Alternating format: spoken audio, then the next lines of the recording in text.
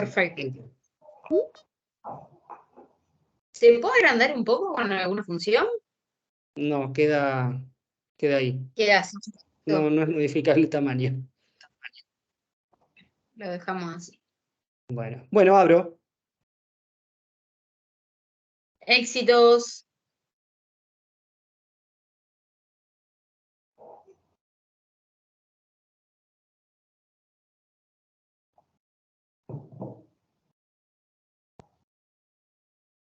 Buenas tardes a todos, a todas. Bueno, nuevamente nos encontramos en este espacio del Instituto de Estudios Judiciales, el segundo encuentro sincrónico del curso Estándares y Prácticas para reconocer, prevenir y reparar la violencia económica asociada al incumplimiento de la obligación alimentaria. Expositoras del curso, Karina Andriola, María del Carmen Alemán y Cecilia López. Bueno, el espacio es de ustedes, así que las escuchamos. Bueno, buenas tardes a todos, todas y todes. Les damos la bienvenida a este segundo encuentro, sumándome ahí a lo planteado por Camilo. En esta oportunidad vamos a hablar las tres expositoras. Voy a comenzar yo para después pasarle la palabra a mis colegas. Y como un punto preliminar y retomando algunas de las cosas que nos dejó ahí para pensar y profundizar Marisa Herrera en el encuentro anterior, la idea es que empecemos a profundizar en tres de estas perspectivas: la de infancia, la de género y la de interseccionalidad. Al respecto, cuando empecé a pensar la exposición, quise a los fines de que podamos reflexionar, plantearlas desde tres puntos, ¿no? Primero, pensar a qué nos hacemos referencia cuando hablamos de estas perspectivas.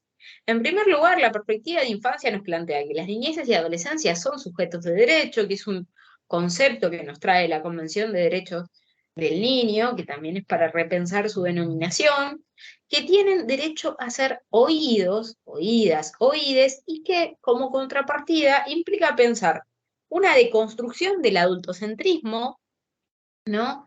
Y pensar que quienes saben tienen la razón y pueden decidir sin considerar las vivencias, sensaciones y deseos de las niñeces son las personas adultas. Y eso nos plantea un test de, bueno, ¿desde qué lugar estoy pensando? ¿Estoy posicionándome desde un lugar de poder que me da ser una persona adulta en contrapartida a una niñez, a una adolescencia? Esa es parte de la propuesta que nos trae la perspectiva de infancia y que, como les decía, para pensarla, traje tres ejes. Primero, volviendo a alguna de las cuestiones que trajo Marisa Herrera, pensar en términos de estadística, de dato duro, de dato cuantitativo para conocer qué le pasa a las niñeces en Argentina. Por otra parte, indagar cuáles son las fuentes normativas de esta perspectiva y, por último, como una invitación para pensarnos y reflexionar, una serie de preguntas que nos pueden guiar para reflexionar, valga la redundancia, sobre nuestra intervención. Las preguntas que yo les propongo vinculado al tema que nos convoca en este curso es, evocando, ¿no?, a Marlene Washer, que es una autora de la teoría travesti trans, pensar, ¿y qué piensan las niñeces? Cuando muchas veces lo reducimos quizás a un conflicto entre personas adultas, y romper esta visión adultocentrista nos implica traerlos como parte de este escenario, ¿no? Con posterioridad a ello empezarnos a preguntar, ¿qué derechos no puede ejercer una niña o adolescente a falta de alimentos brindados por su progenitor? Sería la vida de ese niño, niña o adolescente si contara con dicha cuota alimentaria? Y ahí, que me olvidé un signito, ¿qué derechos podría ejercer a partir de contar con el cuidado y los aportes económicos de ambos progenitores? ¿No? Ahí empezamos a pensar, como les decía, en este sujeto de derecho. En este sujeto de derecho que tenemos que escuchar, y ahí, en cierta medida, nos vamos a acercar a algunas de las cuestiones vinculadas a la autonomía progresiva, porque no es lo mismo pensar este tema cuando hablamos de deseos, necesidades que tiene una niña de 1 año, si hablamos de adolescentes de 16 o 17 años, y es un poco una introducción a la propuesta que van a encontrar en el primer foro, donde hay un caso que nos plantea, bueno, che, ¿y cómo vamos a empezar a escuchar a las personas a adolescentes que son protagonistas del caso. En cuanto a las estadísticas, relevando la séptima encuesta de hogares con niños, niñas y adolescentes, que es reciente, e incluso van a encontrar una serie de comunicaciones brindadas por UNICEF al respecto del tema y asociado también a las propuestas electorales, nos encontramos que los ingresos mensuales del 41% de los hogares argentinos con niños, niñas o adolescentes no alcanzan a cubrir gastos básicos en alimentación, salud, educación, transporte y gastos de vivienda. Situación que favorece el endeudamiento, especialmente en los sectores más vulnerables de la población. Ustedes me dirán, bueno, ¿y esto cómo lo empezamos a vincular a la perspectiva de género? Bueno, al respecto lo vamos a encontrar en el último punto, cuando se empieza a indagar la heterogeneidad de los hogares y empezamos a pensar en hogares monoparentales con jefatura femenina. Volviendo a este 41% que no alcanza a cumplir gastos básicos, esta cifra pornográfica, nos encontramos que la insuficiencia de recursos traduce en que en un 64% de los hogares se consume menos carne y en un 44% menos frutas y verduras. En un 19% los hogares se dejaron de comprar medicamentos y un 23% se encuentra endeudado, incluso en los sectores medios donde se incrementó el uso de la tarjeta de crédito para la compra de alimentos. Por otro lado, el 25% de los hogares con niños, niñas y adolescentes cuyo jefe o jefa tiene un empleo informal no alcanza a cubrir los gastos. Y esta situación de insuficiencia asciende, y ahí nos da la introducción a pensar en términos de perspectiva de género, al 44% de los hogares con jefatura femenina. Sí, el doble, ¿no? Y el 59% en el caso de que no reciban la política pública de la asignación universal por. Siguiendo con estas cifras espeluznantes, nos vamos a encontrar que 68% de los niños y niñas son pobres por ingresos o experimentan privaciones en el ejercicio de los derechos básicos, como el acceso a la educación, a la salud, a la vivienda adecuada, a la protección social o al saneamiento. Y las encuestas muestran que los hogares restringen su consumo de alimento o empeoran la calidad de las dietas. 4 de cada 10 hogares dejaron de comprar algún alimento por no tener dinero, consonante a la cifra previamente mencionada. A ello se suma que hay casi 1 millón de chicos y chicas que se saltearon al menos una comida diaria, desayuno, almuerzo, merienda o cena. Y que en el caso de las personas adultas es aún más severo. Asciende a 4,3 millones de personas, que en muchos casos dejan de comer a favor de sus hijos e hijas. Y si esto lo empezamos a pensar con perspectiva de género y pensamos la cantidad de hogares monoparentales con jefatura femenina, a ver, la perspectiva de género no es una perspectiva novedosa, sino que nos encontramos que sus primeros cimientos están en la Convención de Derechos del Niño, que como ustedes sabrán, es una convención que comienza a gestarse y firmarse en el 89 y ya tiene más de 30 años. Y que va a establecer la obligación de los estados de garantizar en la máxima medida posible la supervivencia y desarrollo del niño. Y ahí ustedes me dirán, bueno, pero estamos hablando del incumplimiento de la obligación alimentaria de una de los progenitores. ¿Qué trae la progenitora al Estado? Bueno, pensamos que estos conflictos concurren a la Administración de Justicia. Y la Administración de Justicia forma parte del Estado y las obligaciones asumidas. ¿Cómo también la Convención nos va a traer la perspectiva de infancia vinculada a estos temas? Porque nos va a traer la corresponsabilidad, porque nos va a traer las obligaciones comunes a ambos progenitores, por ejemplo, en el artículo 18, inciso primero, que garantiza que los estados pondrán el máximo empeño en garantizar el reconocimiento del principio de que ambos tienen obligaciones comunes en lo que respecta a la crianza y el desarrollo del niño. Incumbirá a los padres, o en su caso a los representantes legales, la responsabilidad primordial de la crianza y el desarrollo del niño. Su preocupación fundamental será el interés superior. Posteriormente, pensando también en todas las posibilidades que tiene la obligación alimentaria, el mismo artículo 18 nos recordará que los estados partes adoptarán todas las medidas apropiadas para que los niños cuyos padres trabajen tengan derecho a beneficiarse de los servicios e instalaciones de guarda de niños para los que reúnan las condiciones requeridas. que la otra anterior. Porque cuando hablamos de guarda, empezamos a ver introducida claramente la noción de cuidado, y cuando hablamos de servicios de guardas de niños, estamos empezando a hablar de servicios de cuidado y estamos empezando a hablar de derechos emergentes de la seguridad social, que en muchos casos esos derechos no tienen como titular en sí a las niñas, sino que son derivados de la titularidad de derechos que emergen, por ejemplo, del trabajo en blanco de sus progenitores o de alguna política pública.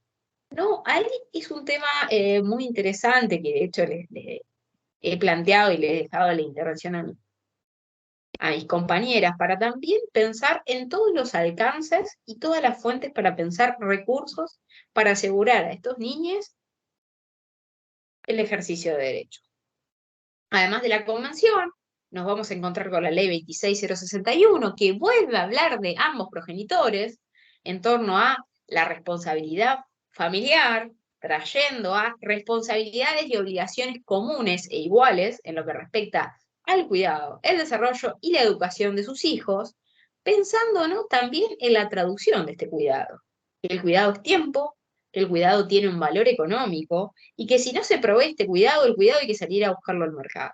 Y el cuidado también implica el consumo de una serie de bienes, medicamentos, alimentos, un linkeo derecho directo a lo planteado previamente en la filmina. Al igual que la convención, va a traer a la seguridad social. A ver, Karina, ¿por qué traes esto de el padre y la madre, ambos progenitores? Bueno, si bien está planteado desde una perspectiva de la heterosexualidad obligatoria, resulta un tema menor, para que podamos nuevamente identificar prejuicios y estereotipos que se nos pueden filtrar o que pueden provenir de las propias argumentaciones de las partes, que interpeladas sobre sus obligaciones plantean que no tienen dinero, no es su responsabilidad porque no conviven, cuando ya desde la convención, pensando en las niñas y adolescentes como sujetos de derecho, los trae en igualdad de condiciones para los derechos, pero también para las obligaciones y responsabilidades emergentes de la responsabilidad parental. Enunciados, ¿no?, que nuevamente van a ser recuperados en el Código Civil y Comercial respecto de la responsabilidad parental y el ejercicio conjunto. Por esto en el Power voy a marcar nuevamente cómo los traemos en términos plurales y traer a los dos vínculos parentales en el caso de que la persona cuente al menos con dos vínculos, considerando los casos que han existido de triple filiación, y sin detenerme en este aspecto, que ya posteriormente va a ser abordado por Cecilia, dejar planteado esto que veníamos hablando plenamente, ¿no? Contenido de la obligación, deberes y, por sobre todo, el valor económico de las tareas de cuidado. Que esta es una de las innovaciones del nuevo Código Civil y Comercial. Ustedes me dirán, bueno, ¿por qué insiste tanto en esta materia? Porque las estadísticas nos van a demostrar que proveer cuidado en desiguales condiciones de tiempo genera y perpetúa desigualdades de género. Es la invitación a pensar la perspectiva de género. Al respecto, esta segunda perspectiva, que bueno, probablemente, ya que la Corte tiene una política pública de establecer obligaciones en cuanto a la capacitación en materia de género, y ya probablemente conozcan algo de la perspectiva de género, solo para recordar, la perspectiva de género nos viene a plantear la necesidad de visibilizar y de construir los patrones estructurales de desigualdad en función de los géneros desde un binarismo, donde a las masculinidades se les reservan los lugares de poder en la esfera pública y que eso también va a tener reflejos estadísticos, como ya lo vamos a ver, y a las mujeres en un lugar de subordinación se las coloca en la esfera del cuidado, como únicas y mejores cuidadoras, ¿no? Y esto, realmente, va a repercutir tanto en el ejercicio de derechos de las niñas y adolescentes, y va a repercutir también en el desarrollo en igualdad de condiciones de las mujeres. Volviendo a este triple eje, vamos a ver algunas estadísticas y la fuente normativa de la perspectiva de género, pero también algunas de las preguntas potentes que me parecen conveniente tenerlas a mano para recordarlas, ¿no? Si existiera el cumplimiento de la cuota alimentaria, ¿cuántas horas podría dejar de trabajar la mujer madre cuidadora? ¿Qué tipo de cuidados se podrían contratar? ¿Qué derechos accedería? ¿Cómo cambiaría su calificación laboral? incidiría en su participación política, esparcimiento, compartir tareas de cuidado y los aportes económicos que implican crear una hija. ¿Podría dejar el endeudamiento y ahorrar, tal como lo vimos en la filmina anterior? Al respecto, el informe Igualar del Ministerio de las Mujeres, Género y Diversidad de la Nación, conocido como Informe sobre la participación de las mujeres en el trabajo, nos va a recordar, volviendo a estas desigualdades, que las mujeres perciben ingresos en promedio que son un 28,1% menores que el de los varones. Y ahí podemos ir al razonamiento anterior. Si yo tengo un hogar con jefatura femenina, monoparental, que está al cuidado de las hijas y no recibe aportes en cuanto a cuota alimentaria y cuidado, es un hogar que va a ser más pobre, no solo porque va a contar con una sola fuente de ingresos, sino que esa fuente de ingresos va a ser mínimo, probablemente un 28,1% inferior, ¿no? Y ese 28,1% lo vamos a ver reflejado en esto. Estas niñas, quizás en el recorte recibir una comida menos, que en ese hogar se van a dejar de comprar alimentos y que va a encontrarse en una situación de sobreendeudamiento que incluso en su expertise podrán ver que se acentúa en determinados momentos del año como el comienzo de las clases. Además, esta brecha de género nos siguen planteando la precariedad en las condiciones de ingreso al mercado laboral. ¿Por qué? Porque la brecha se va a ampliar el 34,6% en el caso de que nos encontremos con empleo asalariado informal, sin los descuentos jubilatorios. Brecha que se va a reducir en el caso del empleo asalariado. Pero este empleo informal también se da porque, a falta o única y principal cuidadora, siempre es fácil poder satisfacer o mantener las exigencias laborales del empleo. También porque la necesidad muchas veces impide la posibilidad de elegir. Y por sobre todo, el trabajo informal nos va a dar menos derechos en cuanto a la previsión social ante la contingencia. ¿Cuántas veces las trabajadoras informales no pueden ejercer derechos como la licencia por enfermedad, la licencia por embarazo? Y eso sigue aumentando los términos de la pobreza. Por eso se va a hablar de la feminización de la pobreza y que la pobreza tiene cara de niñas, como veíamos en las filminas anteriores. Sin hablar también de datos que no son menores, como el menor acceso a los puestos de mayor, a los puestos de jerarquía y de mayor remuneración, y que las mujeres pertenecen a sectores económicos de menores ingresos, que es un poco el contenido de las siguientes filminas. En ese sentido, también vamos a ver, acentuado por las desigualdades del mercado, pero también por las limitaciones que generan las tareas del mercado, que cuando veamos la tasa de actividad, los varones van a tener casi un 20% más. El 51,7 versus el 70,1. Volvemos ahí a encontrarnos con la tasa de la informalidad, con la tasa de la segregación horizontal y de la segregación vertical. Y en la segregación horizontal vamos a encontrar que las mujeres se encuentran asociadas a sectores como el servicio doméstico, salud y educación. Y claramente, cuando incluso los contrarrestemos con los lugares donde tienen mayor tasa de ocupación masculina, como la industria, el transporte y la construcción, vamos a ver las cifras de la desigualdad en números. ¿Cuánto gana por hora, por jornada, una trabajadora del servicio doméstico versus cuánto gana por jornada un chofer de colectivo? ¿Cuáles son las garantías, derechos sindicales que tiene un chofer de colectivo versus una trabajadora doméstica? ¿No? Para que pensemos estas desigualdades. Desigualdades que fueron reconocidas por distintos instrumentos de derechos humanos y que encuentran su base en la Constitución Nacional, cuando nos plantea la cláusula de igualdad, se refuerza cuando hablamos de la Convención para la Eliminación de todas las formas de discriminación contra las mujeres, la CEDAW, reforzado especialmente en sus observaciones generales 25 y 28, donde establece la obligación de los estados para adoptar medidas a los fines de modificar los patrones socioculturales de conductas de hombres y mujeres con miras a alcanzar la eliminación de los prejuicios y prácticas consuetudinarias y de cualquier otra índole que estén basadas en la idea de inferioridad o superioridad de cualquiera de los sexos o en funciones estereotipadas de hombres y mujeres. ¿Por qué? Si todos somos abogados, Andriola elija, repetiré. En nuestras resoluciones judiciales, ¿vamos a perpetuar estereotipos? ¿O vamos a buscar una deconstrucción? Cuando la progenitora aporta un 80-90% de las horas de cuidado de ese niño, considerado una tarea asociada a lo femenino. ¿Seguimos pensando en términos de funciones estereotipadas? ¿Cuantificamos esa hora de cuidado? ¿La vamos a cuantificar y pensar como una trabajadora informal del servicio doméstico?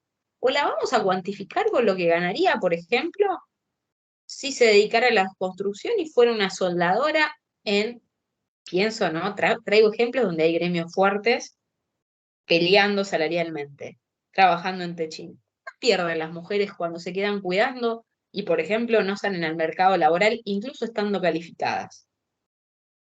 Protección desde la normativa que se va a ver reforzada por la Convención de Belén do Pará para prevenir, sancionar y erradicar la violencia contra las mujeres, de las cuales van a surgir las obligaciones que le dan título a este curso, como son prevenir, sancionar y reparar las violencias contra las mujeres, que van a estar reconocidas en lo que yo llamo el plus de la Ley 26485 en torno a la protección integral para prevenir, sancionar y erradicar las violencias contra las mujeres en los ámbitos en que éstas se desarrollan, la cual reconoce en sus artículos 5 y 6 ámbitos y formas de violencia, donde explícitamente se encuentra la violencia económica, pero como bien planteo, no es una violencia que viene sola, sino que viene con un peso simbólico, que también se encuentra asociada a situaciones de violencia psicológica, ¿no?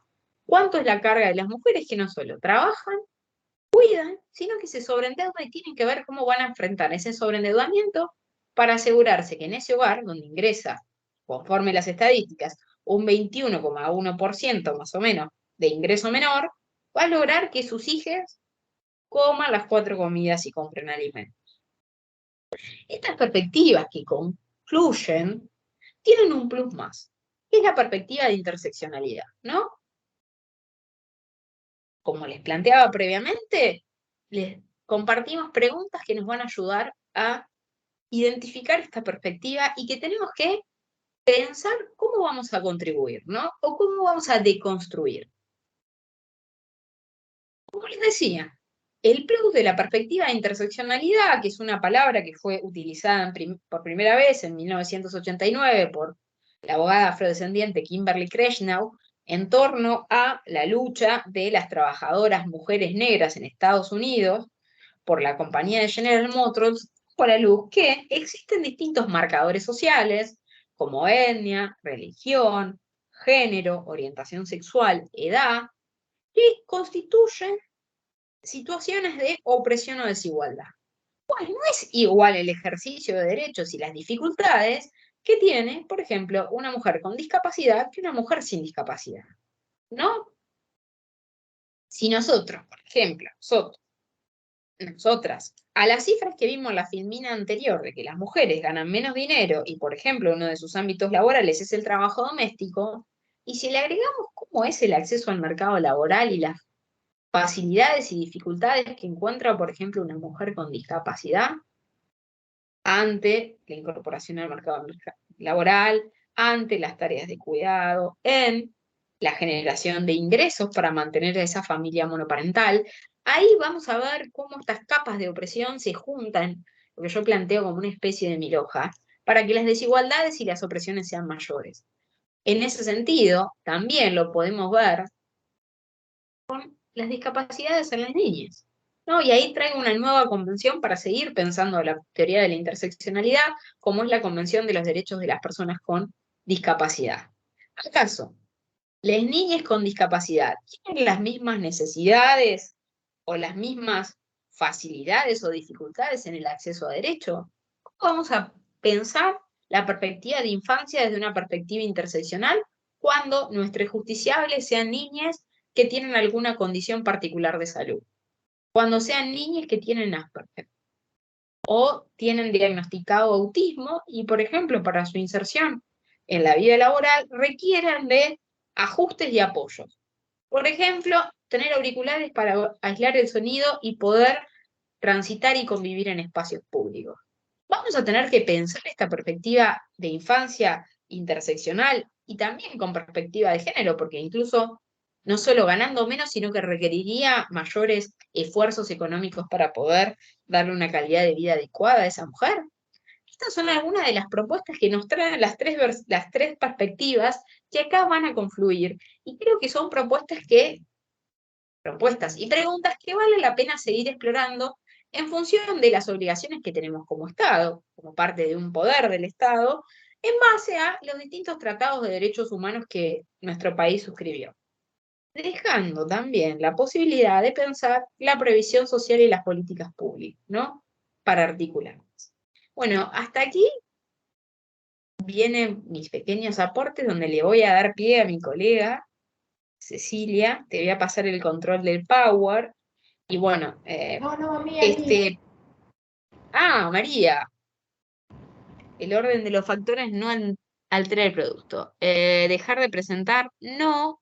No, Pasar. directamente ella toma a controlar, claro. Siempre Listo. voy a tomar el control. Creo que ahí está. Ahí está, sí. Perfecto, muchas gracias. Bueno, primero que nada agradecer por esta invitación, agradecerle a Karina y a Ceci por compartir este espacio y a todas las personas que están presentes, muchas conocidas, con las que hemos trabajado, estudiado, lo cual me parece muy entretenido, porque me parece que es más que nada un espacio para compartir, para seguir preguntándonos y para seguir tratando de construir. ¿Se escucha? Perdón. Sí, se escucha perfecto. Para seguir tratando de construir. ¿Se ve bien el power ahí? Bueno.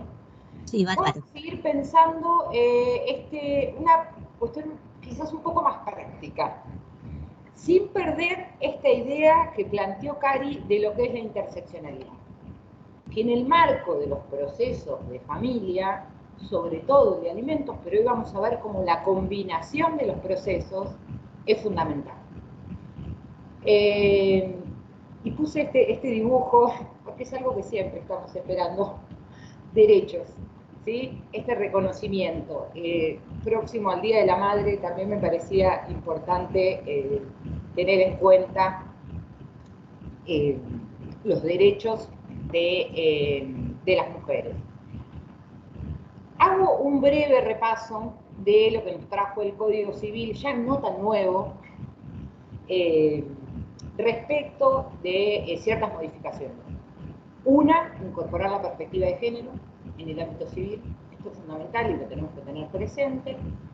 Y desde la óptica de la cuestión alimentaria, específicamente en los casos cuya fuente es la responsabilidad parental, que estaba diciendo Cari, el Código Civil regula esta obligación incorporando muchas novedades, entre ellas la igualdad.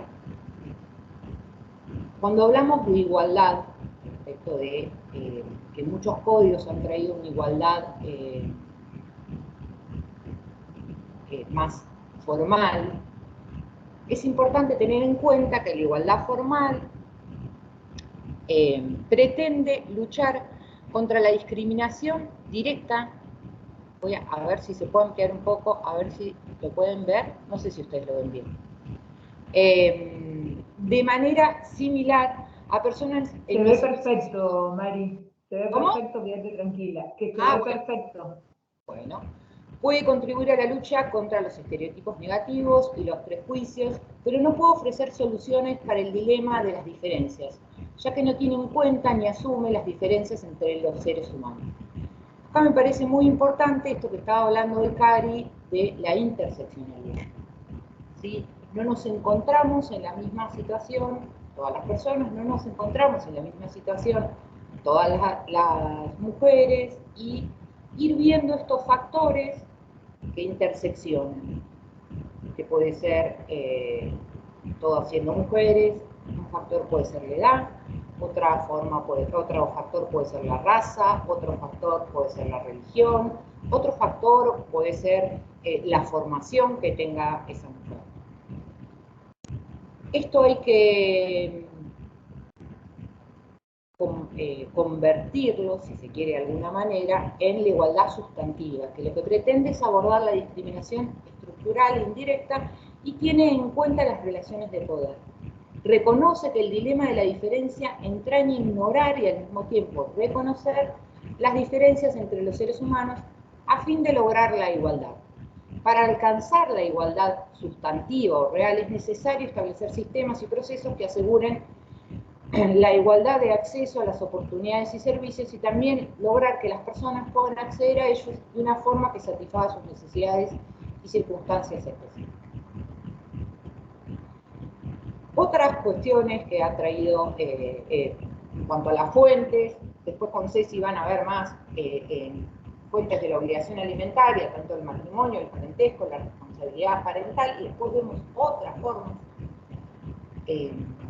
otras fuentes de los alimentos, y normas procesales que nos trae el Código Civil, que también son muy importantes tener en cuenta, más aún en la provincia de Buenos Aires.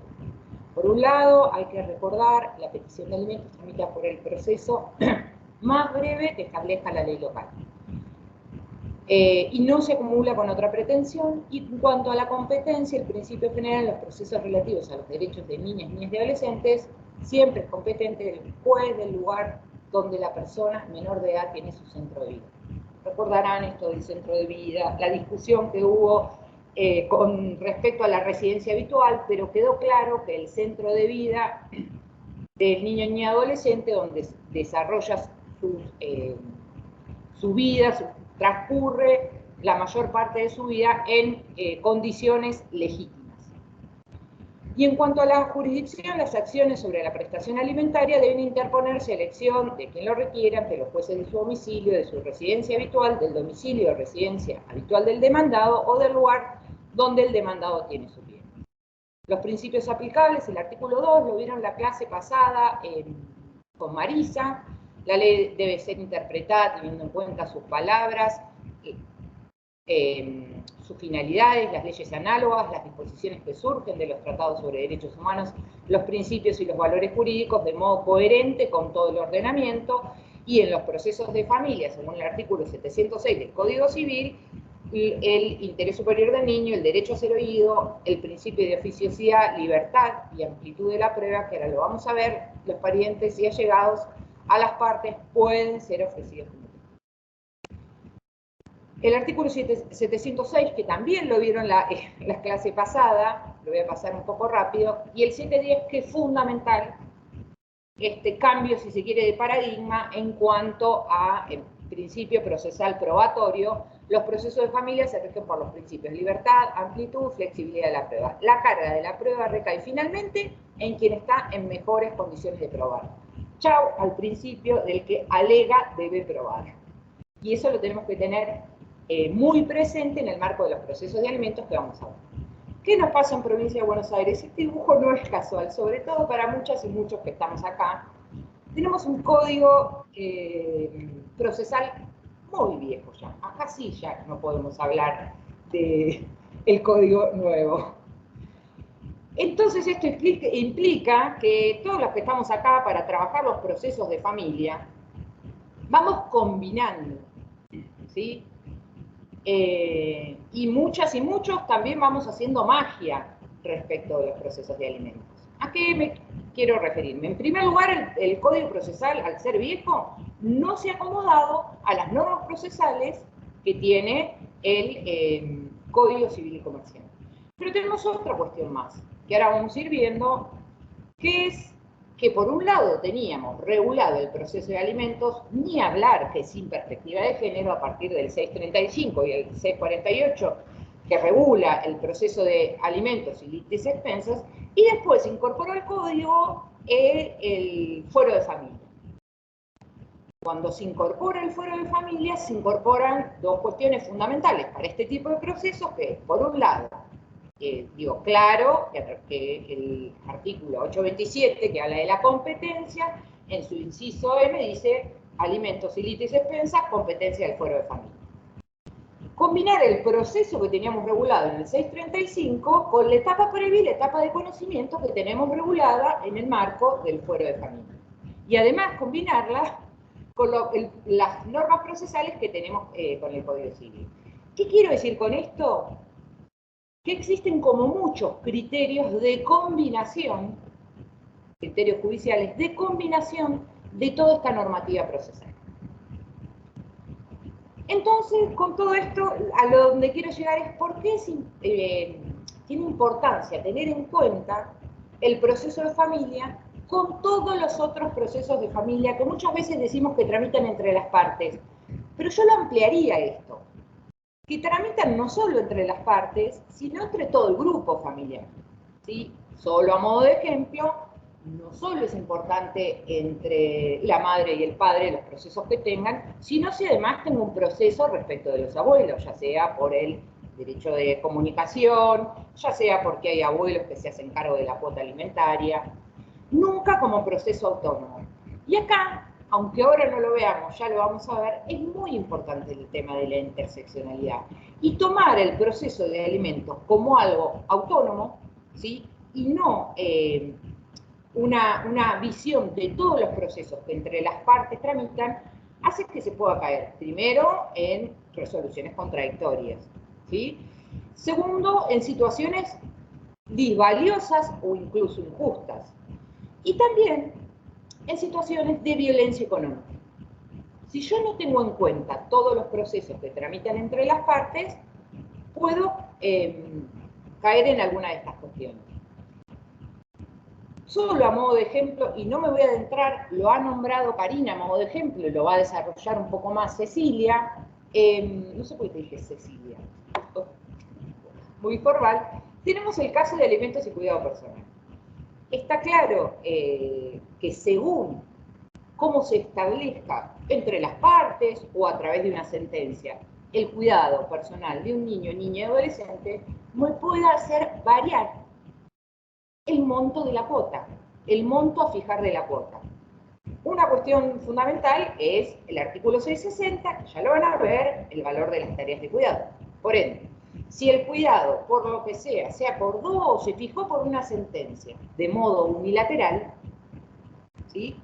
Yo tengo que evaluar ahí también en el monto de la cuota las tareas de cuidado que tiene la progenitora o el progenitor que se quedó a cargo del cuidado unilateral. Y también pasa en el indistinto, no estoy diciendo, estoy dando como un ejemplo bien claro.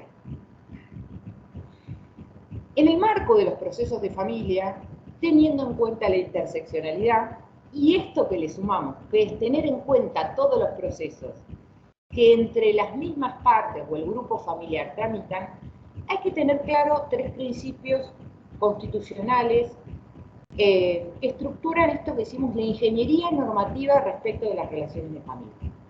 Acá estoy volviendo a los fundamentos del anteproyecto, y en esto sí, siempre digo que hay que situarnos en tiempo y espacio. Anteproyecto del año 2013, pero que se elaboró, si se quiere, se empezó a elaborar en el año 2011. Esa arquitectura o la base de las relaciones de familia tenían la autonomía de la voluntad, esto nos acordamos, en donde se amplió la autonomía de la voluntad como expresión de libertad que van a tener entre las partes, no solo para elegir, como siempre damos de ejemplo, el régimen patrimonial, sino en la forma que quieren organizar esas relaciones de familia. La igualdad, la expresión del trato no discriminatorio, tratando de hacer un plus más de lo que teníamos consagrado en la Constitución y llegar a una igualdad real. Por eso hay mucha regulación que a lo que tiende es a la igualdad real. Y la responsabilidad. Limita a la libertad en función de la solidaridad familiar. Y esto es fundamental, y donde se vio, no voy a leer todo el artículo del 438, pero es respecto a esta responsabilidad que se quiso poner como condición para la presentación de un divorcio que ya sabemos que va a ser incausado, la responsabilidad que tienen que asumir las partes al momento del divorcio de cómo van a organizar con posterior al divorcio todas las cuestiones pendientes, ¿sí? Esto era fundamental porque lo que veíamos con el Código Viejo era que era muy fácil, más allá que tenga que invocar causales objetivas o subjetivas, organizar, peticionar un divorcio, pero que nadie, ¿sí?, le pedía a las partes la responsabilidad que, además de divorciarse, organicen todas las cuestiones.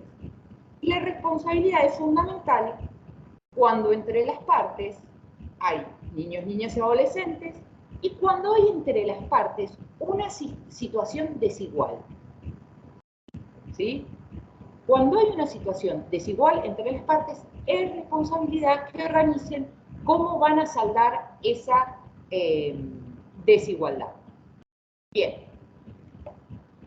Respecto de la obligación alimentaria post-divorcio, que vi que habían visto la clase pasada, no sé si llegaron a verlo, algún fallo, es importante, digamos, tener en cuenta la excepcionalidad que tienen los alimentos posteriores al divorcio. Se limita drásticamente la posibilidad de fijar alimentos con posterioridad al divorcio a los supuestos que prevé el artículo 434. Enfermedad grave preexistente al divorcio que impida autosustentarse y no contar con recursos propios suficientes ni posibilidad razonable de procurárselos. La norma refiere a toda enfermedad grave que debe ser probada indefectiblemente por el alimentado y que la misma le impida obtener recursos suficientes de vivir, además que la enfermedad se haya originado con anterioridad al divorcio. Solo una situación de enfermedad grave sustenta la posibilidad de mantener ese deber posterior al divorcio en el esquema actual de familia y matrimonio impuesto por el Código Civil y Comercial. Hasta ahí todos de acuerdo, creo que ustedes incluso vieron un fallo en donde se rechazan estos alimentos posteriores al divorcio, en donde se dice, la enfermedad no era preexistente y por ende se rechaza. Pero acá no tomemos todo como máximos, sino el contexto que sucede entre todos los expedientes que tramitan entre las partes. Este es un caso de acá de La Plata, el juzgado 6 le otorga alimentos provisorios. Después, creo que vamos a llegar a verlo, si no, recuerden que desde el inicio o en cualquier parte del proceso se puede pedir como medida cautelar la fijación de alimentos provisorios. Y el fundamento es la urgencia que tienen los alimentos, que no puedo esperar a que transcurra todo el proceso para comenzar a percibirlos, por decir de alguna manera. Entonces se adelante. En este caso, el juzgado fijó alimentos provisorios a la actora después del divorcio, ¿sí? Con posterioridad al divorcio, en función de que acredita un estado de necesidad y urgencia.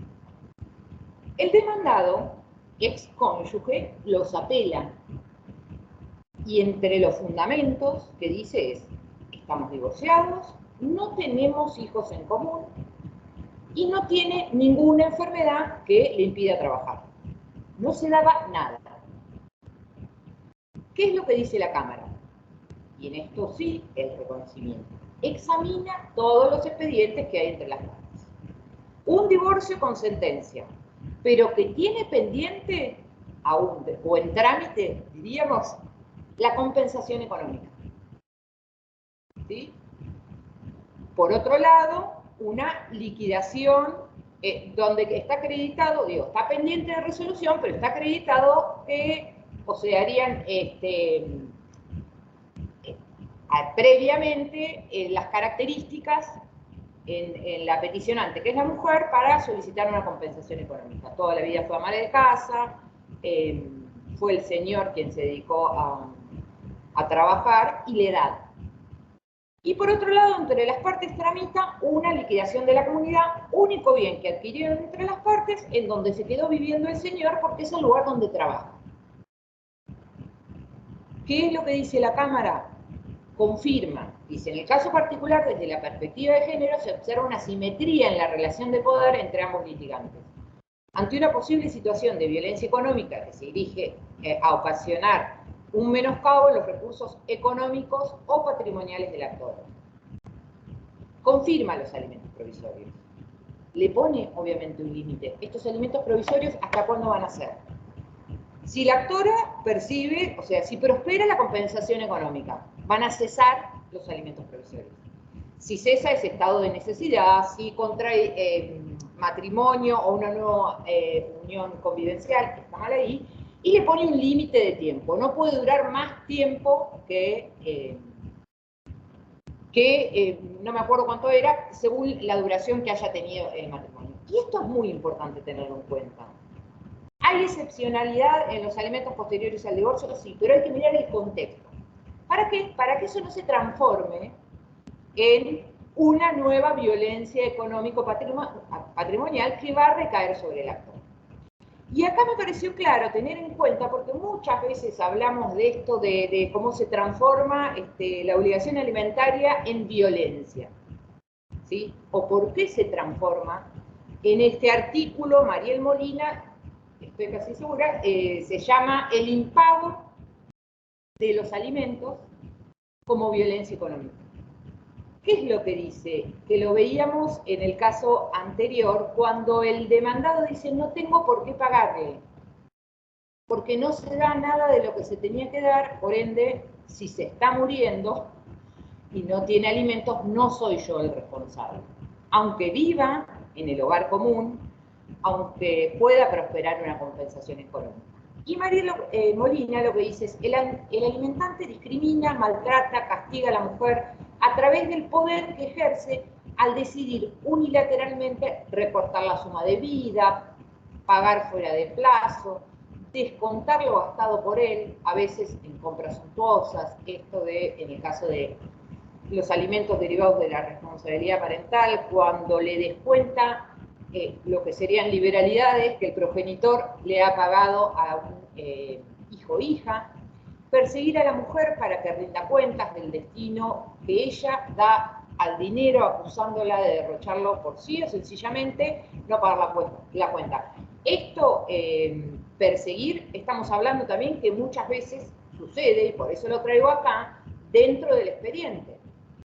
¿Sí? Cuando se solicita que rinda cuentas, la mujer que percibe la cuota alimentaria, y lo digo, lo vivo en el marco de las audiencias de etapa previa, aún en cuotas alimentarias que muchas veces se fijan en donde no son montos de dinero donde haya por qué rendir cuentas, cuando el cotidiano, la vida diaria, para eso también nos ayuda la canasta de crianza, sabemos que ese monto para en caso de uno solo, un niño o niña se gasta en lo diario, lo cotidiano, los alimentos, vestimenta, bien. Bueno, o sencillamente no pagar o dejar de pagar la cuota. Con ello el varón profundiza la violencia padecida por la mujer. El problema se agrava cuando las estructuras de gestión y los procedimientos judiciales, en esto quería puntualizar, no alcanzan a detectar hasta qué punto estos comportamientos constituyen una forma de violencia de género. Muchas veces como consecuencia de una formación bastante deficitaria en temas de derechos humanos de las mujeres.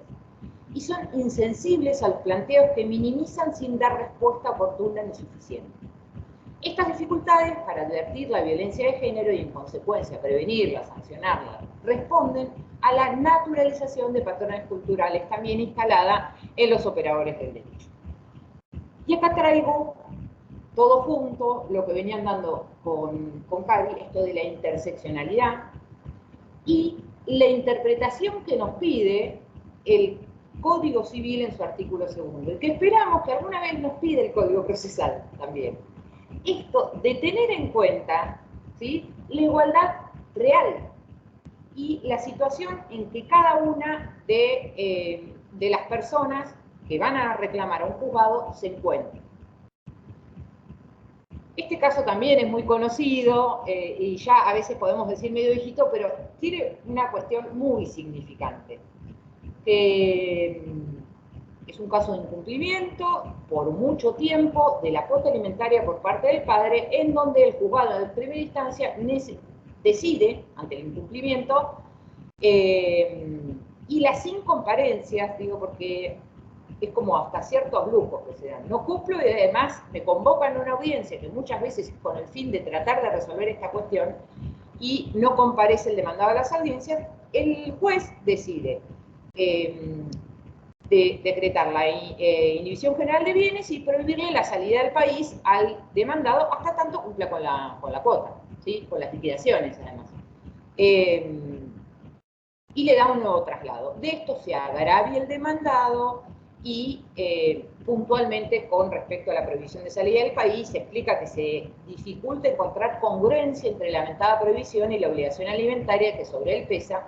Indica que tanto él como su compañera son bailarines profesionales, pretendiendo se levante dicha medida a fin de concursar en países limítrofes. Y el último viaje que hizo no era país limítrofe. Asimismo, estima que el viaje realizado no es revelador de su capacidad económica, pues no es él quien ha irrogado tales gastos, sino que aquellos fueron solventados por su actual pareja. Esto que durante años nos pasaba, el código trató de resolverlo, cuando le dice a los jueces y a las juezas que pueden tomar cualquier medida, ¿sí? La amplitud de las medidas que le dan con el fin de que se pague la cuota alimentaria. No lo vamos a ver ahora, pero hemos visto muchas, la prohibición de entrada a un club, la prohibición de salida del país, y se haga. ¿Con qué fin? Con esto de que, y algunas cuestiones también podemos hablar, y que acá falla, esto de que termina siendo la actora quien tiene que probar, y quien probó en este caso, a través del oficio de migraciones, las salidas del país que tenía el demandado. ¿Sí? Y el demandado a eso cree que no tiene la carga de probar nada, solo alega que él tiene ese nivel de vida, no por él, sino por su pareja. ¿Qué le dice la Cámara? Cabe recordar que es condición esencial para efectivizar la sanción que aquí se trata la resistencia por parte del obligado o la gravedad de su conducta recalcitrante y los perjuicios originados a la contraparte. A partir de diciembre, el alimentante no abonó más la cuota alimentaria, estamos en 2019, cuando se dicta el fallo, más allá de un pago aislado realizado en el mes de junio de 2015. Asimismo, cabe señalar que no se le niega su prerrogativa constitucional de transitar y o salir del país, sino que, al no existir derechos absolutos, se lo limita hasta tanto cumpla su deber de asistencia con su hija. Vuelvo un segundo. Acá no se vio la violencia, ¿sí? Y es violencia por todo lo que estábamos hablando, que dice Mariel Molina, esto de la forma en que someto a la mujer, e incluso porque dictado el fallo de Cámara, a los 5 días el señor depositó la totalidad de las liquidaciones de 2014 a 2019 con el fin de que se le levante la prohibición de salida del país. Y ahí se deja ver la violencia. ¿Sí?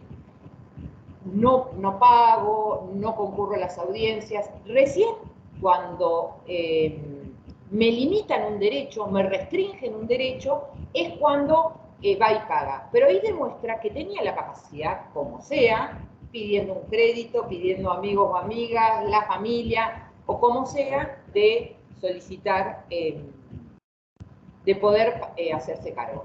Hablamos de los alimentos provisorios, y me quería puntualizar en esto, Ceci, lo del beneficio y gratuidad puede quedar para la clase que viene. Hay un inconveniente muy grande que se tienen todos aquellos casos en donde hay medidas cautelares vigentes en función de violencia, ¿sí? Y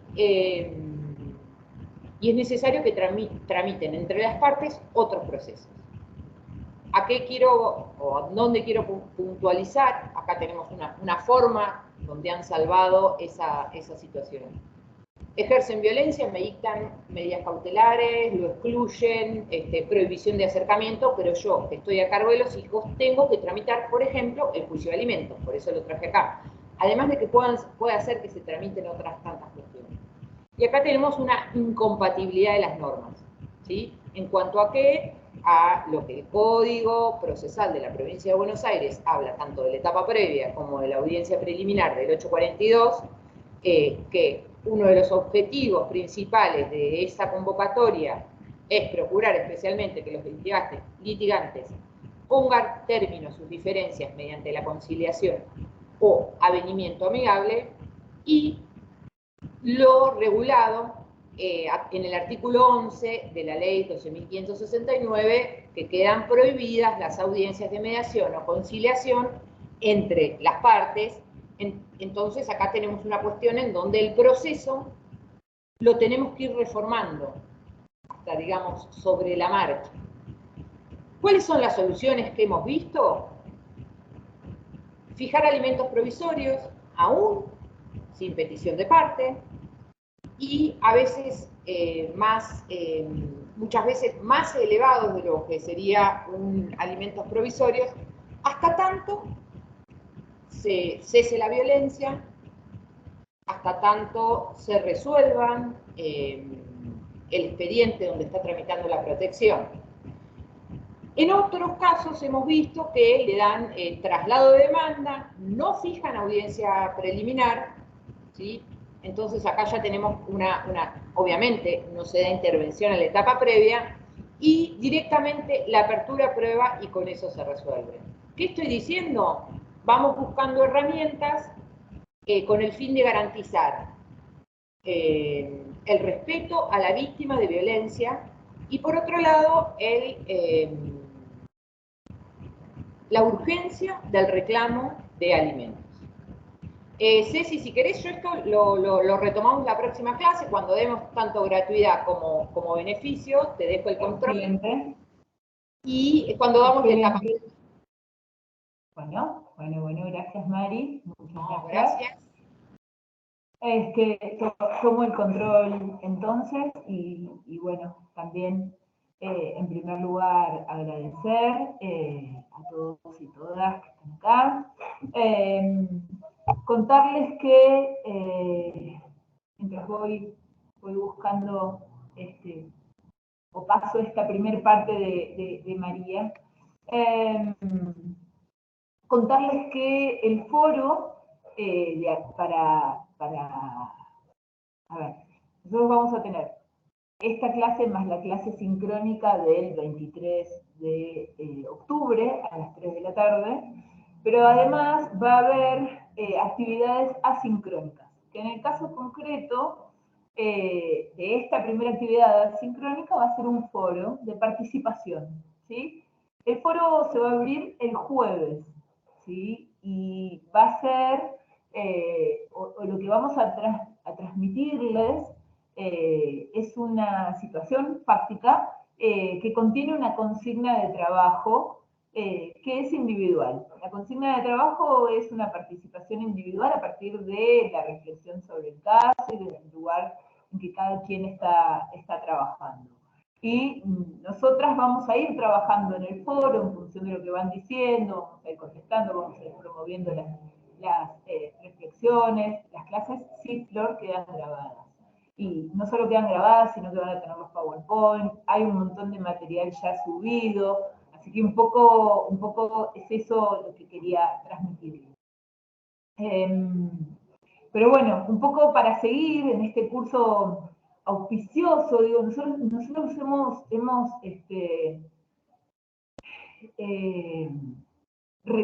recabado y recolectado, y la verdad es que quisiéramos quedarnos toda la tarde conversando con ustedes, pero bueno, vamos a intentar avanzar un poquito más en torno a estos temas, siguiendo a mis compañeras.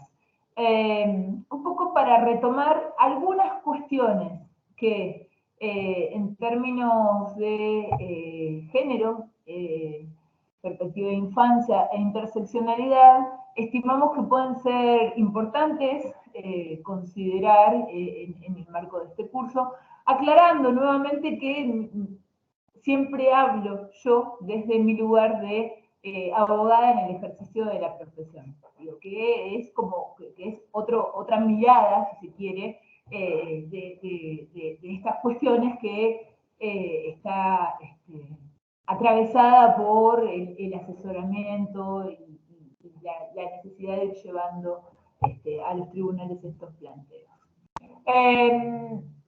Bueno, en primer lugar, retomando, y por lo menos para darle un cierre a algunas cuestiones que fue abriendo Marisa en el encuentro anterior, quería terminar con esta idea de la obligación alimentaria derivada del parentesco, en el caso de que haya niños y niñas como sujetos o sujetas beneficiarias de esta obligación alimentaria. Digo, la regulación de los alimentos derivados del parentesco está englobada en, podríamos decir, la parte general del derecho alimentario de nuestro Código Civil y Comercial, pero que en principio, tratándose de niños, niñas y adolescentes, o de hijos menores de 21 años, lo que sí tenemos que tener presente es que el 541 lo que distingue, si se quiere, tiene que ver no solo la extensión, en primer lugar, porque en cuanto a extensión, el 541 habla del rubro de educación para los niños menores de 18 años, sino también la aplicación normativa, esto de la perspectiva de niñez de la que hablaba Karina al principio, porque en principio no se aplicaría el 27 de la Convención. ¿Por qué me vengo acá? En realidad me vengo acá para poder hablar dentro de las obligaciones derivadas del parentesco, de algunos vínculos que en particular tienen trascendencia con la satisfacción del derecho alimentario de niños, niñas y adolescentes, y tiene que ver con el lugar de los abuelos y abuelas. Y en primer lugar lo que tenemos que decir es que, si bien decimos abuelas y abuelos y abuelas, el artículo 668, que es el que nos establece y nos incorpora desde el derecho de fondo esta obligación alimentaria subsidiaria moderada, no incluye únicamente a los abuelos, sino que incluye a todos los ascendientes, ¿sí? Con lo cual, válidamente, el 668 puede ser aplicable a abuelos, a bisabuelos, sobre todo teniendo en cuenta las expectativas de vida actuales, pero quiero decir, se trata de los ascendientes. Y esta obligación subsidiaria moderada, ¿sí? Esta regulación del 668 que permite el inicio del proceso judicial contra los ascendientes en el mismo proceso que se le inicia contra el obligado principal, acreditando verosímilmente las imposibilidades de poder trabarlo, poder seguirlo contra el obligado principal, tiene algunas particularidades que me interesaba como reflexionar hoy un ratito. En primer lugar, tenemos dentro de los repertorios de jurisprudencia varias sentencias. Tomé esta de Lomas de Zamora del 2018, donde se habilita la incorporación de los ascendientes en cualquier momento del proceso judicial, ¿sí? Este es un fallo de Lomas del 2018, o del 2017 me parece, donde el traer a los abuelos, ¿sí?, paternos de un niño fue a cargo de la madre, legitimada activa para promover el proceso de alimentos, fue en el marco de un proceso de ejecución de los alimentos impagos. En primera instancia esto fue rechazado, la actora apeló, y la Cámara de Lomas, en un fallo en principio escueto, pero muy contundente, lo que dijo es que, bueno, en este caso estaban claramente acreditadas las circunstancias por las cuales estaba atravesando esta mujer, el señor había quedado sin trabajo, con lo cual obligar a esta mujer a iniciar un nuevo proceso en el marco del cual poder tramitar la obligación alimentaria solidaria de los abuelos, sería una dilación o una inobservancia de los estándares básicos de protección de los derechos, no solo de niños, niñas y adolescentes, sino también de las mujeres que llevan adelante este tipo de procesos. Hay otro gran tema que tiene que ver con la legitimación pasiva, digo, y esto me parece que es un tema que tiene una fuerte impronta de género, sobre todo en el momento en que las mujeres toman las decisiones de poder llevar adelante los procesos judiciales. Y esto tiene que ver con a qué abuelo se refiere el artículo 668, o a qué ascendientes, pero digo, el 99,9% de los casos, dejo algún porcentaje ahí afuera, se refiere a abuelos, el 668. Y acá parto en principio de esto que dice Victoria Famá, que es una persona a quien, que es muy escuchada en el mundo judicial. Victoria Famá dice que es posible la concurrencia de los abuelos paternos y maternos en la obligación alimentaria, pues parece razonable distribuir la obligación a prorrata entre todos los obligados, de acuerdo a sus recursos económicos y a sus propias cargas familiares. Y acá, en realidad, ¿por qué traigo esta reflexión? Traigo esta reflexión en función de esto que decía Karina al principio. Digo, aplicar la perspectiva de género es ver cómo algunas normas aparentemente neutrales generan un impacto diferenciado, ¿sí? En el caso concreto, en relación con las mujeres, en este caso, cuando estamos hablando del inicio de una obligación alimentaria. Digo, ¿cuáles son los planteos que podrían presentarse frente a esta posibilidad del 668? Digo, bueno, que la mamá, en el marco de la legitimación procesal que tiene para reclamar alimentos al obligado principal, que es el padre, en el marco del 668 demande también a los abuelos paternos, ¿sí?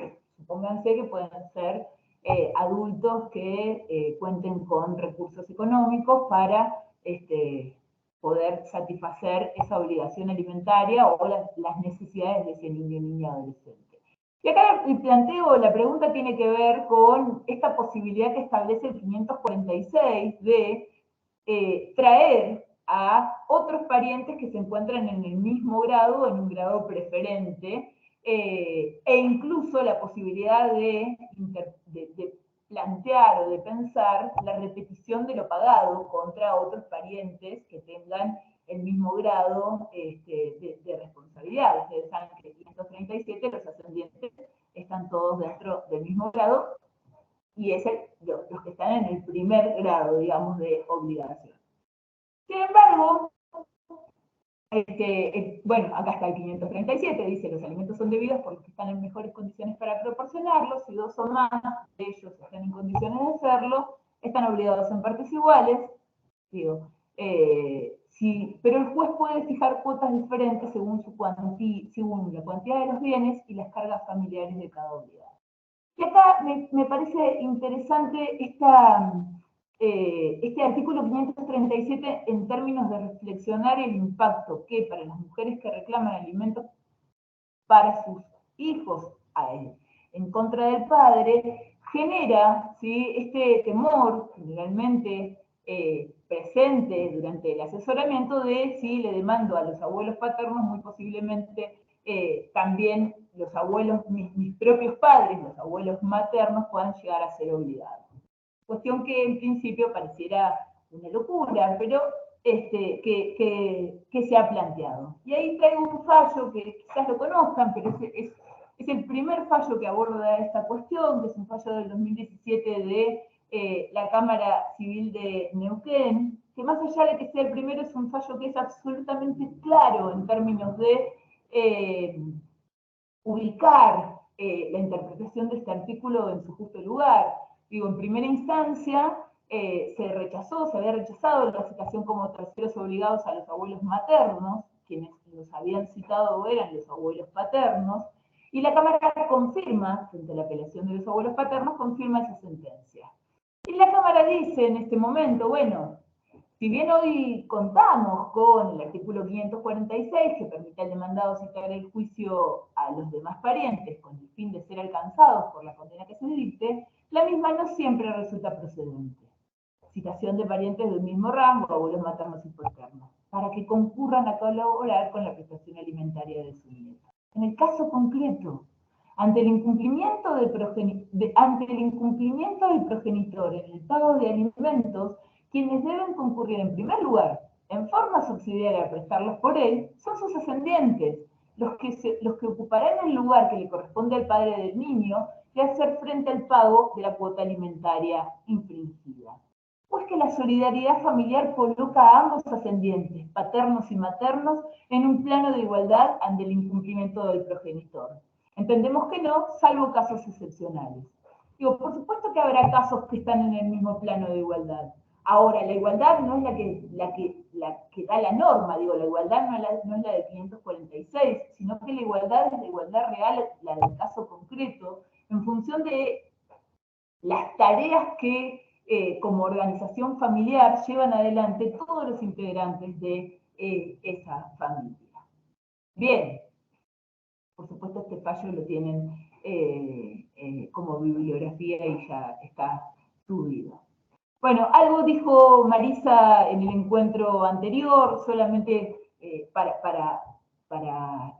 mencionarlo y para tener presente esta idea de que el techo del ordenamiento jurídico que regula la obligación alimentaria no es el Código Civil, y a partir de los artículos 1 y 2 del Código Civil y Comercial es posible, ¿sí?, encontrar fundamentos supralegales para que en el caso concreto podamos ampliar, ¿sí?, la nómina acotada de parientes obligados a la obligación alimentaria. Bien. El deber alimentario en las familias ensambladas también fue abordado por Marisa. No voy a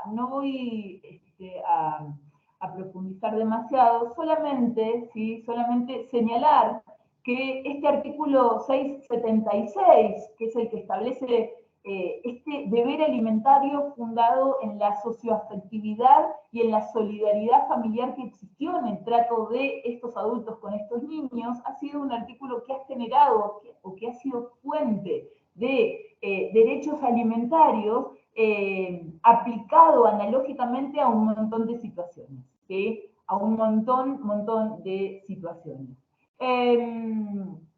Y en este caso, digo, el artículo 676 obliga o establece esta obligación alimentaria en aquellos casos donde durante la convivencia, ¿sí?, esta idea de la solidaridad familiar durante la convivencia, aquel adulto que está siendo demandado haya satisfecho de una manera regular los intereses y las necesidades de estos niños, niñas y adolescentes. Y en ese punto, a mí lo que me interesa reflexionar con ustedes tiene que ver con la duración, ¿sí? Y la duración, de acuerdo al 676, debe ser definida judicialmente de acuerdo a las condiciones de fortuna del obligado, las necesidades del alimentado y el tiempo de la convivencia. No voy a ir a este caso, pero sí voy a ir a esta gran pregunta que tiene que ver con ir recorriendo los repertorios de jurisprudencia e ir viendo que en principio el 676 es aplicado de alguna manera limitando la extensión de esa obligación alimentaria al tiempo de convivencia de ese progenitor afín. Este es un fallo de Moreno, del juzgado de familia 3 de Moreno, donde la obligación alimentaria se lo reclamaba una mujer al progenitor afín, pero que también era el progenitor de su otro hijo, ¿sí? Cuando tuvieron un hijo, ya tenía ella un hijo de una unión anterior, respecto del cual el señor colaboraba. Se fija una cuota alimentaria diferenciada, un 20% para un niño, un 15% para el otro, pero sí reflexiona en torno al plazo. Dice, en relación al plazo que debe determinar el juez al momento de fijar la obligación alimentaria y que impone el artículo citado, entiendo que conforme el plazo de convivencia acreditado en autos y teniendo en cuenta la edad del joven, la obligación deberá extenderse hasta los 21 años. Pues al no especificar la legislación límite alguno, deberá imperar la interpretación más amplia posible al caso concreto.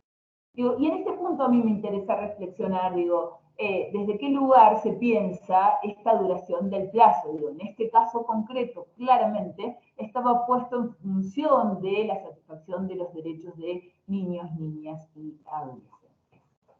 Bien, entro ahora, como una introducción que vamos a seguir trabajando en el encuentro que sigue, aunque voy a tomar los 10 minutos que me quedan y espero que puedan quedarse, digo, a alimentos y responsabilidad parental, ¿sí? Fundamentalmente para reflexionar en torno a algunas cuestiones, ¿sí? Digo, el 659, digo, yo no dejo de argumentar siempre desde el ejercicio de la profesión que el artículo 659, que es el artículo que marca claramente qué son los alimentos derivados de la responsabilidad parental, habla de la satisfacción de las necesidades. Digo, y la satisfacción de necesidades son fundamentales tanto como piso como techo a la obligación alimentaria. Digo, en función de que si yo no logro acreditar de alguna manera esas necesidades, va a ser muy difícil establecer, ¿sí?, cuál va, y cuantificar, ¿sí?, cuáles son esas necesidades, ¿sí? En ese marco, dentro de los alimentos derivados de la responsabilidad parental, la perspectiva de género la podemos evidenciar al menos en 3 momentos muy, muy marcados.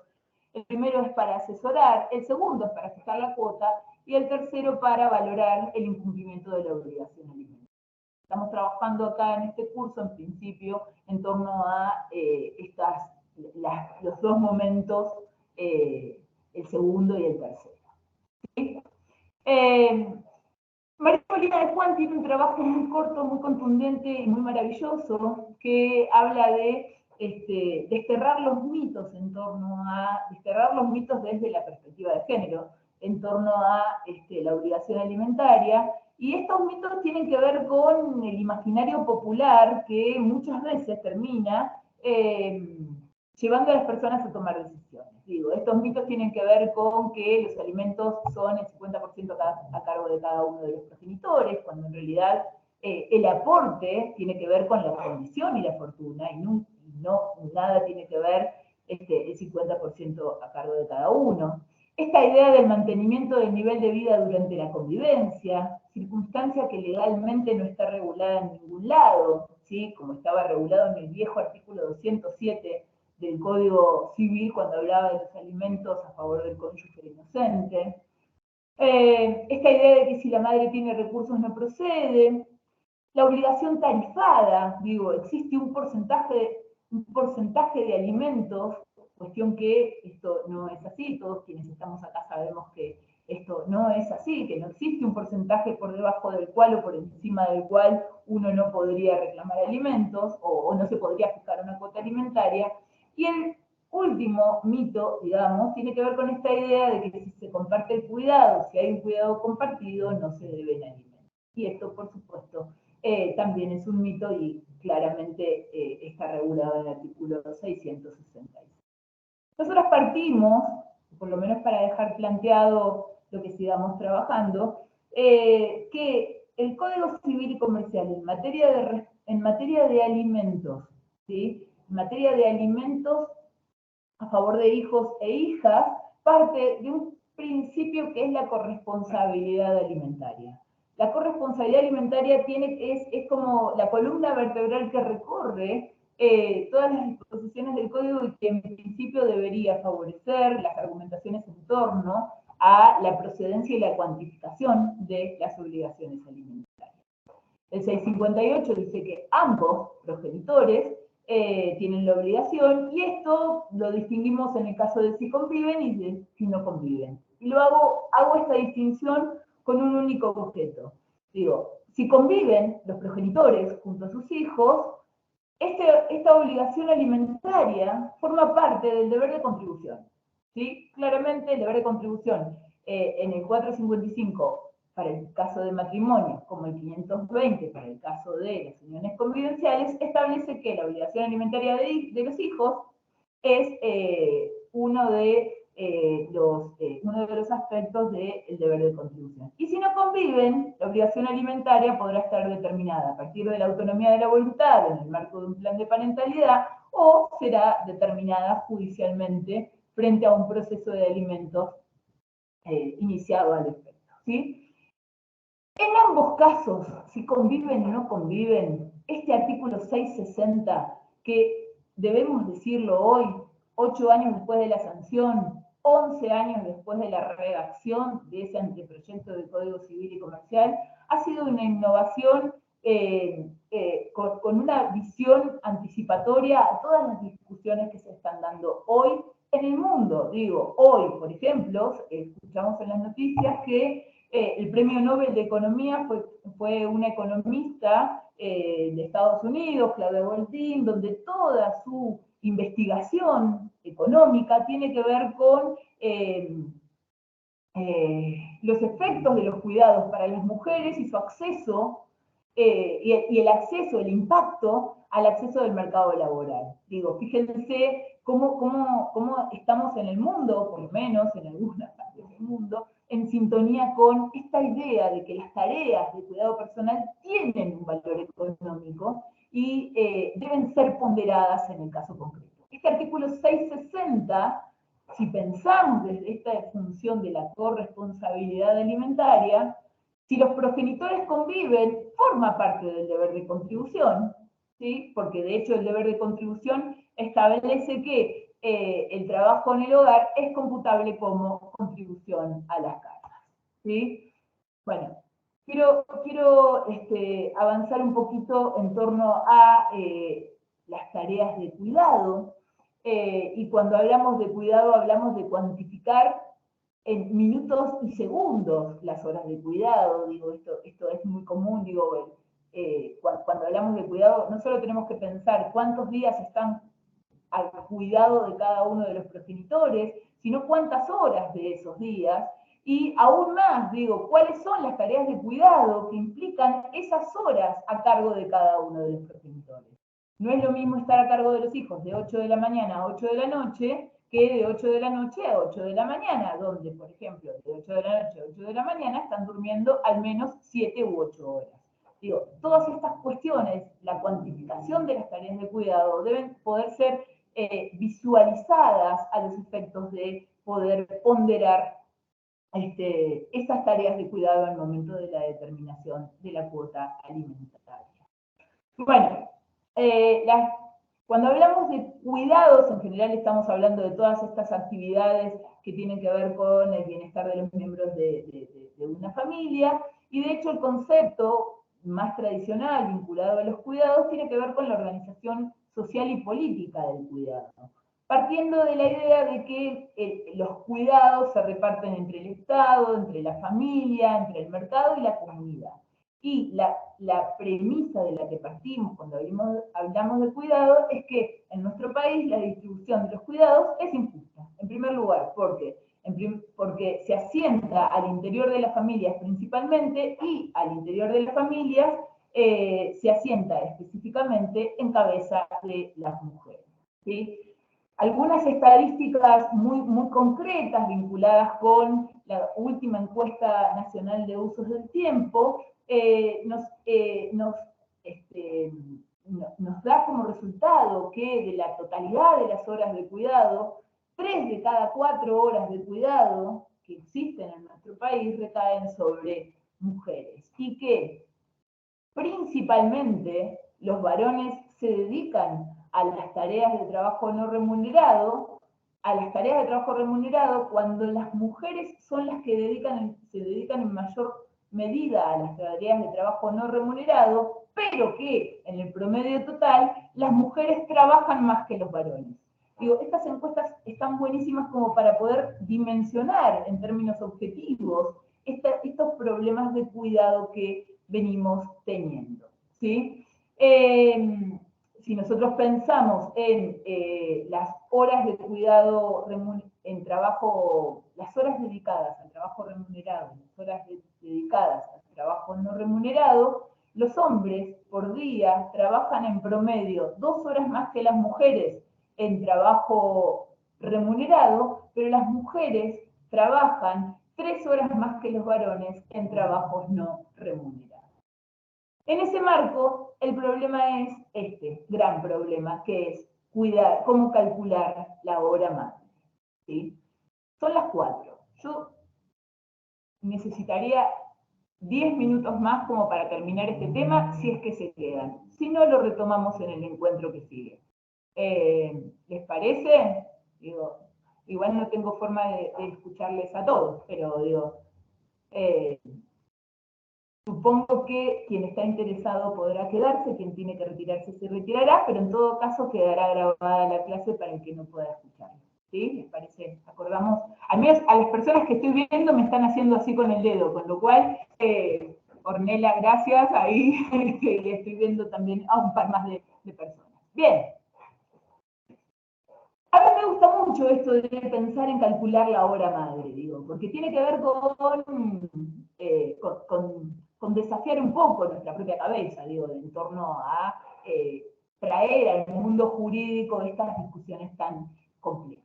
Y en este marco, para mí, particularmente, y para un montón de mujeres a las que admiro y que son juristas en materia de derecho de familia, el índice que ha comenzado a publicar el INDEC desde julio, vinculado con la canasta de crianza de la primera infancia, de la niñez y de la adolescencia, tiene un potencial enorme para poder poner sobre la mesa esto de cuánto vale la hora madre.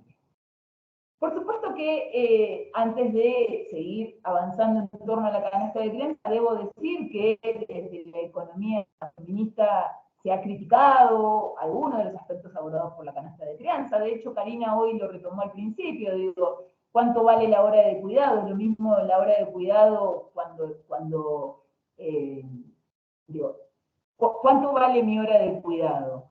Digo, lo que vale una hora de servicio doméstico, una hora de servicio de personal de servicio doméstico, o una hora de lo que podría yo estar facturando dando un posgrado en tal lugar. Digo, bueno, hay una serie de críticas que son importantes, que hay que atenderlas, que nos ayudan a pensar y que nos ayudan a encontrarle vueltas, ¿sí?, a este gran problema que tiene que ver con el cumplimiento de la cuota alimentaria y a la procedencia y a la cuantificación de esa cuota alimentaria.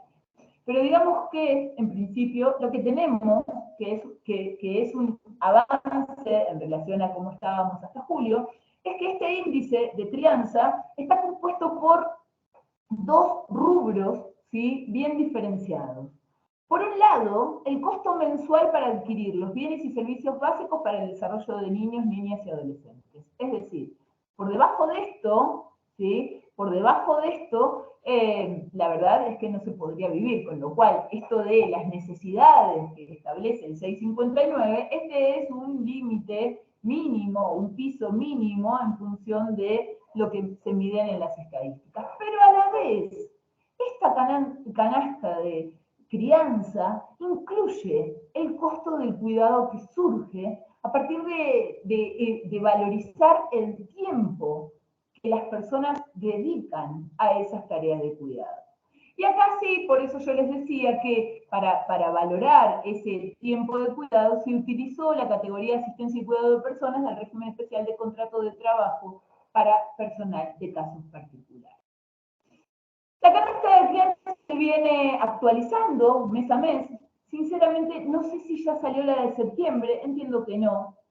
Al menos no había salido hasta el viernes, quizás pasó hoy y yo no enteré. Digo, pero la última canasta de crianza que tenemos vigente es la de agosto del 2023, y donde ustedes verán que se divide por edades de los niños, niñas y adolescentes. Y esto es tan importante porque tiene que ver con la cantidad de cuidados que necesitan, por ejemplo, un bebé, ¿sí?, que en relación a el costo de bienes y servicios es bastante inferior. Muchas veces he asesorado a varones frente a un reclamo alimentario de niños chiquitos diciendo, ¿pero qué necesita? Si solo necesita pañales y tomar la teta. Pero bueno, la verdad es que el mayor aporte o el mayor número en torno a la canasta de crianza tiene que ver con el tiempo y las horas de dedicación al cuidado por parte de las personas que efectivamente asuman ese cuidado. Verán ustedes en esta canasta que vemos de un lado cuál es el costo de los bienes y servicios y del otro lado cuál es el costo del cuidado, y ahí va aumentando, ¿sí? Esto fue utilizado en la jurisprudencia y acá sí me quiero como avanzar, al menos como para ir pensando cuáles son los fines prácticos que el informe Orne, genial, gracias, 18 de octubre, vamos, para el 18 de octubre tenemos el próximo informe. Me interesa que podamos ir viendo, digo, cómo la jurisprudencia fue encontrando formas de utilizar este índice de crianza de distintas maneras y en distintas situaciones. La primera tiene que ver, que no es este fallo, que tiene que ver con un gran problema que existe en materia de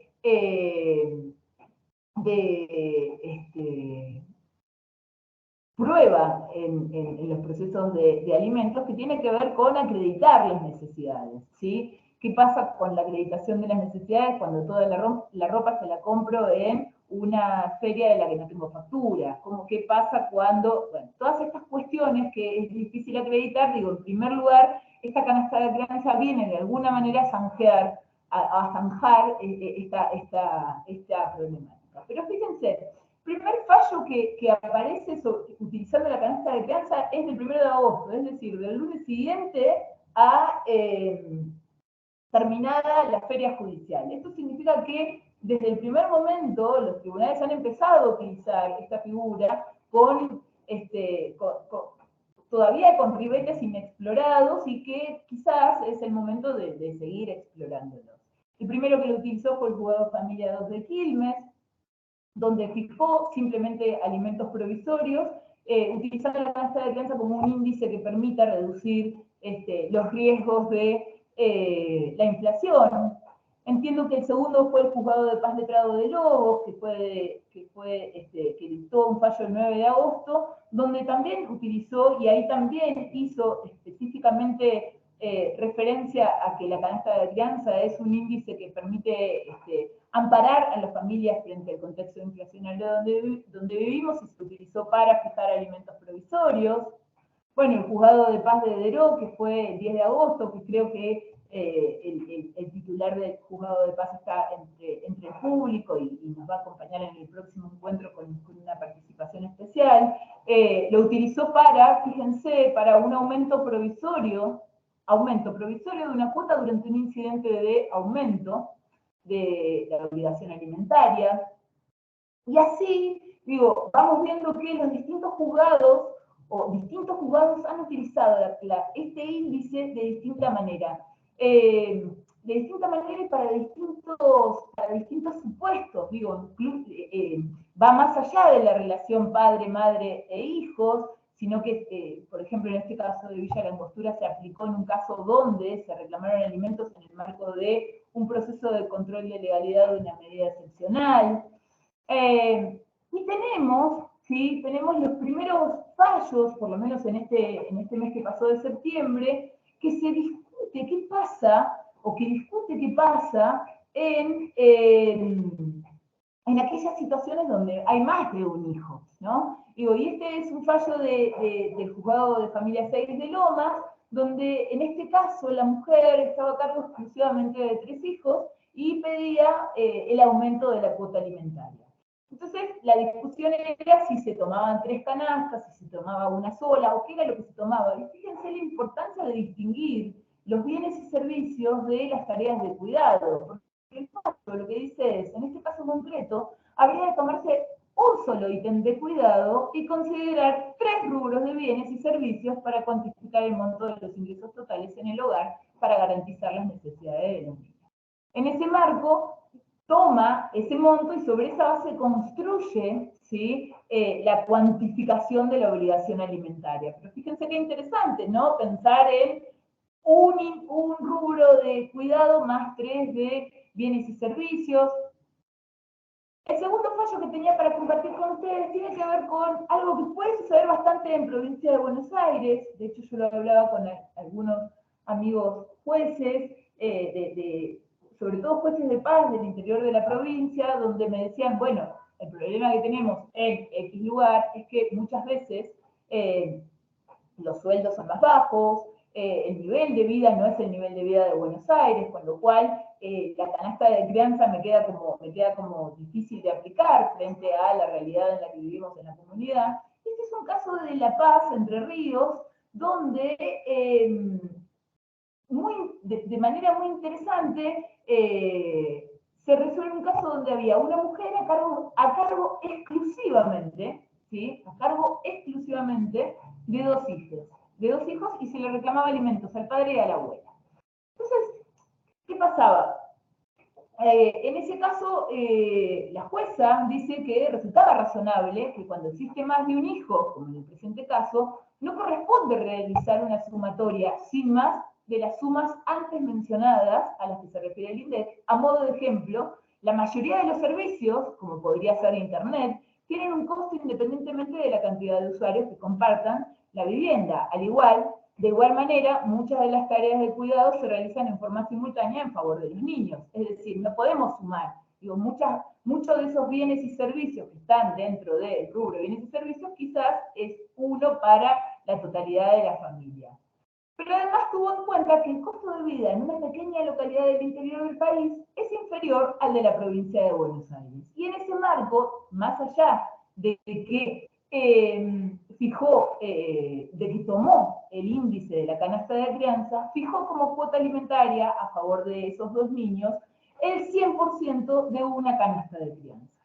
Y a mí me parece sumamente interesante ese tipo de discusiones, porque hace a la realidad de esa familia, concretamente de esa familia que tiene en su historia vivencial, en su historia familiar, una realidad concreta que habilita meterse en el marco del proceso y poder establecer la cuota alimentaria que mejor cuadre, ¿sí?, con ese contexto. Bien, han sido muy amables de quedarse quienes se han quedado. Voy a dejar hoy por acá. No sé si estás, Camilo, y si querés habilitar el micrófono por si hay alguna duda o algo. Dale, ya habilitamos. Perfecto. La idea es seguir estos temas en el encuentro que sigue. Pero bueno, por supuesto, quedo a disposición si hay alguna consulta, alguna pregunta, algún aporte para que considere. Bien, los micrófonos ya están habilitados, así que se pueden desmutear y listo.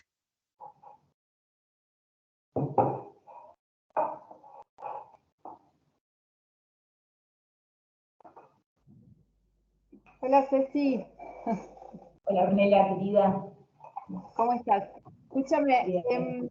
de las distintas resoluciones, y hola a todos y a todas también que están conectadas y conectados, de las distintas resoluciones que se fueron publicando y que muchas están subidas en la página de Colectivo de Familias, que fueron generando ahí unas secciones que está muy buena porque hay como un mix interesante sobre diferentes formas de aplicar el índice. Aparece que en algunas se toma el índice como tal y se fija la cuota atendiendo al parámetro de cuantificación que surge del índice, por ejemplo, en un 50% de la canasta, y en función de eso se llega a un valor que para a mi modo de ver tiene la ventaja de que contando con una herramienta y una continuidad de la herramienta tiene la virtud de actualizarse automáticamente en función de justamente la funcionalidad que trae el mismo índice. Y existe otra manera que es referir el costo, ¿no?, y convertirlo a un número que me parece que pierde la utilidad un poco ahí, más allá de mensurar y darle un valor a las tareas de cuidado, que es lo revolucionario de la herramienta. como que pierde un poco el sentido esto de permitir la actualización. Me parece que es como una ventaja importante. ¿Qué pensás de esto? Mira, sí, es verdad lo que vos decís, y comparto con vos que se pierde la riqueza de la herramienta. Yo lo he conversado con algunas personas que toman decisiones de hacer una cosa o la otra, y lo que aparece es la desconfianza en este índice nuevo. ¿Sí? Claro, esto de que siga diciendo. Entonces digo, bueno, sí, es el 50% y hoy el 50% de la canasta representa el 65% del salario mínimo vital y móvil. Entonces lo fijo en el 65%. Me parece que pierde la riqueza de considerar el tiempo de cuidado, los bienes y servicios, con lo cual, si sobre todo en tema alimentario, todo el tiempo estamos hablando de cuestiones que pueden modificarse en cualquier momento, digo, no es lo mismo. No es lo mismo hacer, por eso insisto tanto en el tema de las necesidades. Digo, para mí como abogada de la matrícula, no hay peor cosa que presentar un incidente de aumento de cuota cuando la cuota alimentaria se fijó en una audiencia de etapa previa sin nada. Digo, para mí es como la peor de las pesadillas. Digo, esto es lo que tengo para decir, Ornella. Digo, tiene que ver, lo que aparece es desconfianza frente a un índice nuevo. Claro, sí, me parece lo mismo y coincido con que la mejor funcionalidad de la herramienta justamente es esta, sobre todo atendiendo a que, en definitiva, en el peor de los casos, también se puede actualizar, digamos. Desapareció la canasta de crianza, actualicemos la cuota de otra manera, no lo sé, digo, pero nada, pareciera, sí. Digo, hay toda una impronta ahí que también, digo, como es una cuestión con una fuerte impronta de género, hay como una cosa que yo por lo menos no logro todavía entender por qué tanta desconfianza. Pero bueno. Gracias, sí. Por favor. Bien. Bueno, yo les agradezco. Los esperamos en la actividad asincrónica a partir del jueves, que van a tener habilitado el foro. Ojalá que participen, ojalá que se armen debates que estén buenos. Para mí el foro es una buena herramienta para eso. Vamos ahí a estar acompañando y fomentando la participación.